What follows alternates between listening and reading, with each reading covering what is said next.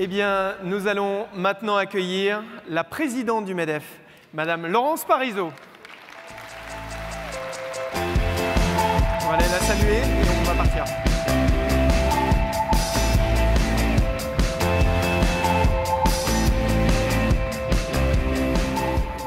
Bonjour Madame. C'est à vous.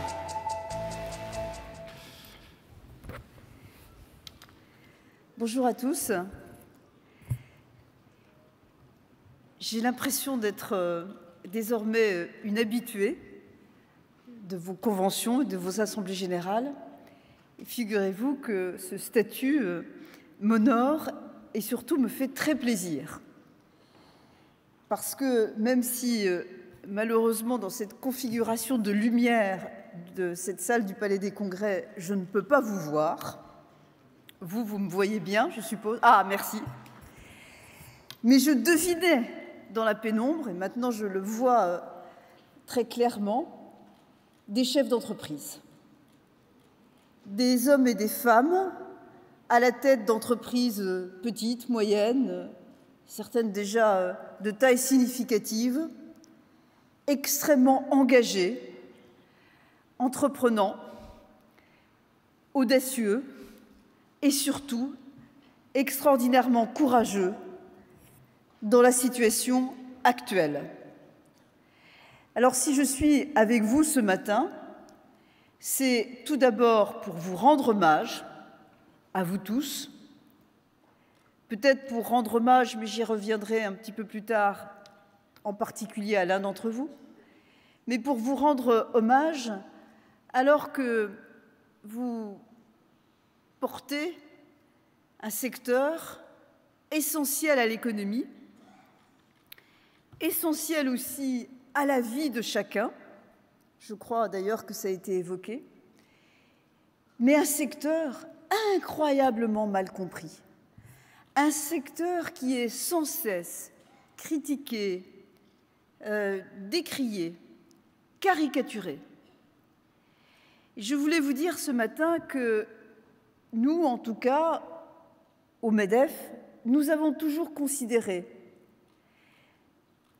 à sa juste valeur l'importance de votre métier, et c'est d'ailleurs pour cette raison que j'ai voulu, personnellement, que votre fédération, la FNAIM, siège au conseil exécutif du MEDEF. Cette façon qu'il y a de dire que vous ne seriez pas des acteurs d'un secteur productif. Cette façon qu'il y a de laisser entendre que vous ne contribuez pas à l'activité économique et à la création de valeur dans notre pays est tout simplement inadmissible, infondée et témoigne, je pense, parce que ce matin, je suis dans de bonnes dispositions, d'une inculture économique assez profonde de notre pays. C'est d'ailleurs, à mes yeux, l'un des grands scandales qui est à l'origine de beaucoup de nos maux. C'est la méconnaissance des fonctionnements de l'économie et du coup, probablement la méconnaissance du marché, de la logique du marché, de l'apport du marché. Et vous, vous êtes parmi les acteurs qui êtes les mieux à même de savoir ce que veut dire qu'un marché fonctionne bien ou un marché ne fonctionne pas bien. Vous savez, vous, quand le marché fonctionne bien, que vos entreprises vont bien. Et vous le savez d'autant mieux que votre mission, finalement, votre prestation consiste à animer le marché de l'immobilier. Alors, ces considérations sont vraiment importantes parce que, un, il faut lutter contre tous ceux qui ne voient pas derrière votre activité des entreprises créatrices d'emplois et de valeurs. Il faut lutter contre tous ceux qui n'imaginent même pas que vous avez une modernité et que vous pouvez sans cesse apporter des idées nouvelles, une façon de faire différente, et qu'ainsi, comme beaucoup d'entre nous dans d'autres secteurs, vous contribuez à la modernisation de l'économie. Et puis, il faut lutter aussi, je le dis très directement, contre tous ceux qui veulent sans cesse intervenir, encadrer, interférer, s'ingérer. Je pourrais multiplier les verbes. Il y a une illusion du politique dans notre pays, qu'il soit de droite comme de gauche, à penser qu'il peut lui-même définir les règles jusqu'à rentrer dans les moindres détails et ainsi faire croire qu'il va influer sur les comportements des différents acteurs économiques d'une manière telle qu'on va y gagner en efficacité, alors que c'est exactement l'inverse qui toujours, chez vous comme ailleurs, se produit. Cette façon de penser ne fait que aboutir à une multiplication de contraintes, à des impasses, à des usines à gaz qui rouillent au fur et à mesure des décennies, mais qui rigidifient, qui limitent, qui empêchent le potentiel de chacun de se déployer et qui, fondamentalement, interdit la rencontre la plus équilibrée qu'on puisse imaginer. Et c'est un équilibre qu'il faut sans arrêt reconsidérer, qui n'est jamais définitif, mais la rencontre, tout simplement, entre la demande et l'offre, entre le client et celui qui propose. C'est le meilleur équilibre qu'on puisse trouver, parce que c'est un équilibre qui se réajuste en permanence. C'est un équilibre qui est amené à prendre la mesure de lui-même et donc à changer naturellement les paramètres. Nous devons donc, ensemble, expliquer l'intérêt qu'il y a à faire confiance, tout simplement, aux acteurs du marché. De la même façon, il y a une vue de l'esprit qui consiste à croire que des dispositifs fiscaux n'ont qu'une incidence relative sur la santé générale de l'économie. J'ai du mal à comprendre pourquoi, là aussi, les élus, quels qu'ils soient, mettent autant de temps à admettre, et je suis là aussi bien disposée quand je dis autant de temps à admettre, parce que certains ne l'admettent jamais, que ce ne sont pas les prélèvements obligatoires qui sont parmi les plus élevés du monde occidental, qui ne sont pas à l'origine de nos difficultés de croissance, de développement des entreprises et tout simplement d'emploi. C'est parce que nous avons la fiscalité sur les entreprises la plus lourde que nous sommes fondamentalement dans ce marasme économique. Et par conséquent, imaginez sans cesse, parce que la créativité fiscale n'a pas de limite, des dispositifs en se disant « ce n'est pas grave, c'est juste 100 millions ici, ce n'est pas très gênant, c'est juste 500 millions là, ça n'a pas d'importance réelle, je ne touche qu'aux résidences secondaires, oh, c'est pas très important, ce n'est qu'à partir de 50 000 € que j'augmente la taxation, tout ceci, c'est marginal, n'est-ce pas? Mais moi je dis tout ceci est une folie. C'est une folie. Et il est temps de le dire clairement. s'il n'y a pas pour notre pays, vraiment, à très brève échéance, une inversion fondamentale de cette approche, s'il n'y a pas, premièrement, une confiance accordée aux acteurs, et pour donner le premier signe de la confiance, il faut d'abord montrer le respect qu'on accorde à ces acteurs. Ça, je dis à tous les gouvernements, à tous les élus, vous devez témoigner de votre admiration à l'égard des chefs d'entreprise, de tous les secteurs d'activité, et pourquoi pas, commençons par le vôtre.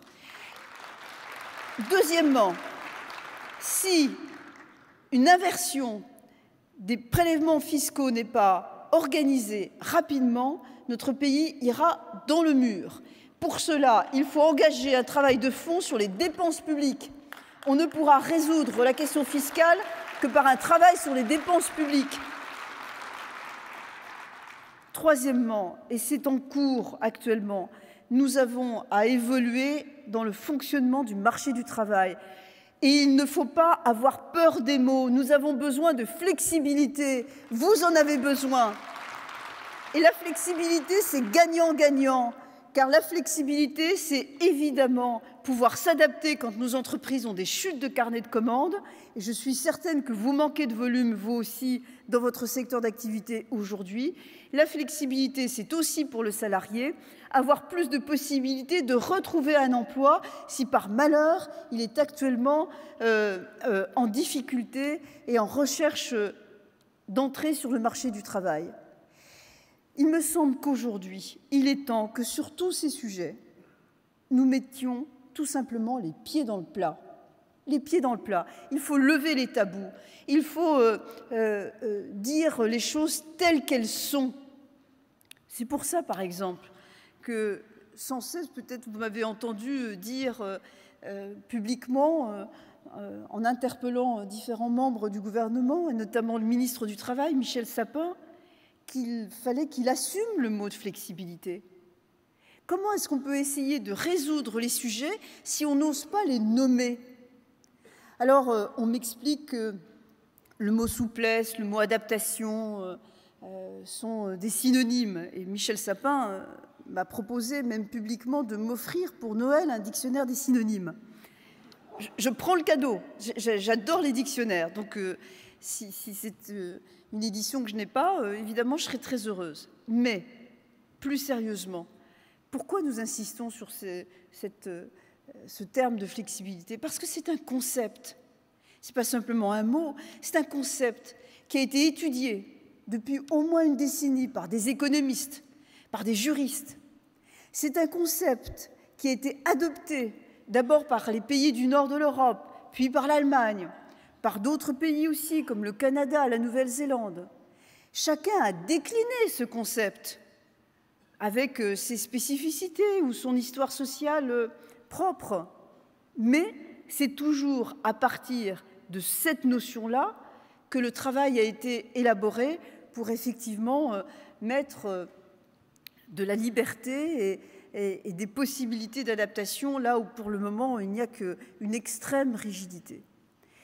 Donc, les amis, je vous propose qu'ensemble, et avec tous ceux d'entre vous qui êtes particulièrement investis, soit dans votre fédération, soit dans les MEDEF territoriaux, et nous avons un président de MEDEF, entre autres, qui est particulièrement actif. Je pense à Jean-Luc, qui est dans la salle, le président du MEDEF des Bouches-du-Rhône.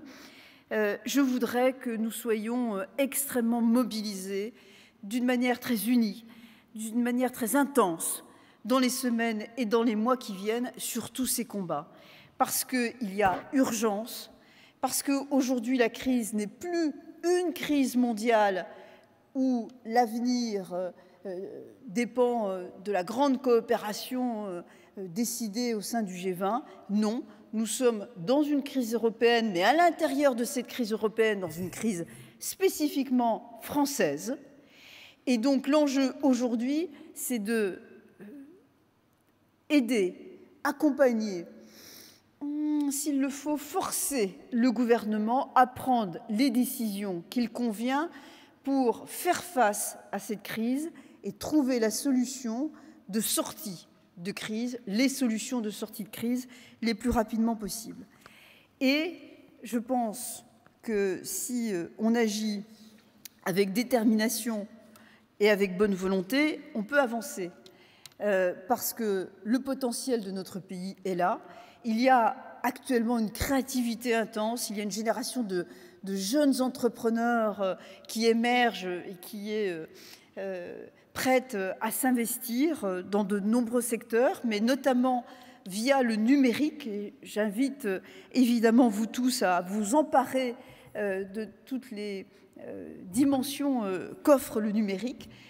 C'est quelque chose qui est transversal et qui concerne tous les secteurs d'activité.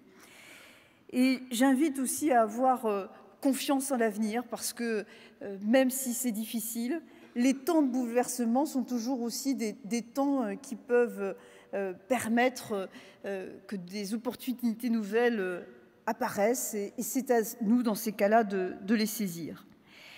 Face à tous ces défis, évidemment, l'action de votre fédération est essentielle. Et là, je voudrais vous dire que depuis maintenant un certain nombre d'années, c'est toujours personnellement avec beaucoup de bonheur que j'ai travaillé avec vous, et notamment avec René Palincourt. Alors René, je voudrais vraiment te dire à cette occasion toute mon amitié. J'ai toujours apprécié les liens qui nous unissaient, car ils étaient marqués du signe de la confiance, de la franchise et évidemment du respect mutuel. J'ai toujours pu compter sur ton engagement et celui de ta fédération. Donc c'est avec émotion que je te vois partir, malheureusement, mais je pense que ton empreinte est forte et nous marquera longtemps. Et puis, je suis tournée vers l'avenir, donc je voudrais dire aussi que je suis très heureuse d'accueillir Jean-François Buet, qui va ainsi nous rejoindre au conseil exécutif du MEDEF. Et nous allons ensemble, j'espère, gagner tous les challenges que j'ai énumérés tout à l'heure devant vous. En tout cas, ayez confiance dans le MEDEF. Nous sommes convaincus de la force, de l'évidence de nos positions. Et c'est certainement cette évidence qui a fait que nous avons déjà gagné sur un certain nombre de sujets. Si aujourd'hui il y a un crédit d'impôt qui est désormais voté par l'Assemblée nationale, sur le point d'être voté par le Sénat, et qui va nous être utile à nous tous, qui va certainement alléger les charges de nos entreprises, ce crédit d'impôt, c'est bien parce que nous avons su convaincre de l'importance de la question de la compétitivité coût pour l'avenir de nos entreprises. Voilà un sujet qui est très clairement une victoire de nous tous, une victoire du MEDEF. Et j'ai bien l'intention de ne pas m'arrêter à ce stade-là et j'espère avoir l'occasion de vous apporter dans les semaines et les mois qui viennent d'autres victoires sur tous les sujets que j'ai énumérés devant vous ce matin. Alors, n'oubliez jamais, l'entreprise, c'est la vie.